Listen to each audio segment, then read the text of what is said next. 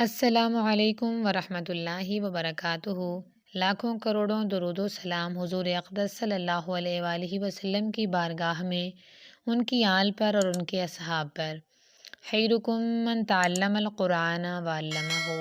پچھلی ویڈیو میں ہم نے تختے نمبر 3 حرکات کا بیان یعنی زبر کا بیان پڑھا تھا، جس میں ہم نے زبر کی ادائیگی کی ہدایات پڑھی تھیں کہ ہم نے زبر کو ادا کیسے کرنا ہے اور اس میں ہم کون سی غلطیاں کر دیتے ہیں۔ یعنی زبر کو مجہول نہیں کرنا، اسے کھینچنا نہیں ہے، نہ ہی اسے جھٹکا دینا ہے، بلکہ اس کو نرمی سے ادا کرنا ہے۔ تو آئیں زبر کی مشق کرتے ہیں تاکہ اس کی ادائیگی اچھے طریقے سے کریں اور اس میں کسی قسم کی کوئی غلطی کی گنجائش نہ رہے۔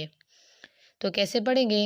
اعوذ باللہ من الشیطان الرجیم، بسم اللہ الرحمن الرحیم۔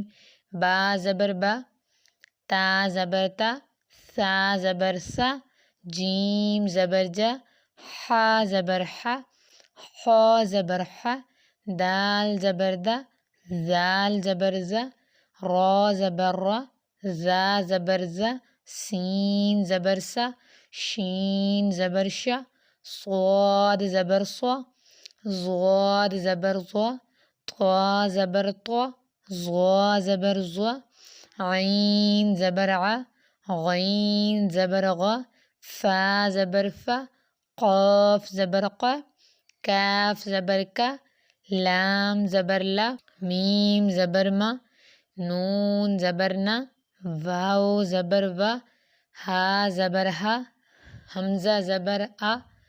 آگے جو الف ہے اسے الف نہیں پڑھنا، اگر یہ خالی ہو تو اسے الف پڑھتے ہیں، اس پر حرکت آگے گئے تو اسے کیا پڑھیں گے؟ حمزہ پڑھیں گے۔ حمزہ زبر آ، یا زبر یا، یا زبر یا۔ امید کرتی ہوں کہ آپ کو زبر کی ادائیگی، اس کو ادا کرنے کا طریقہ سمجھ آ گیا ہوگا۔ اگر آپ کو آج کی ویڈیو اچھی لگی ہے تو اسے لائک کریں اور دوسروں کے ساتھ بھی شیئر کریں، اور اگر چینل پر نئے ہیں تو اسے سبسکرائب کر لیں تاکہ آپ کو تجوید سے متعلق، قرآن سے متعلق تمام معلوماتی ویڈیوز موصول ہوتی رہیں۔ کسی بھی طرح کا آپ کا سوال ہے تو آپ کمنٹ باکس میں پوچھ سکتے ہیں۔ السلام علیکم ورحمۃ اللہ وبرکاتہ۔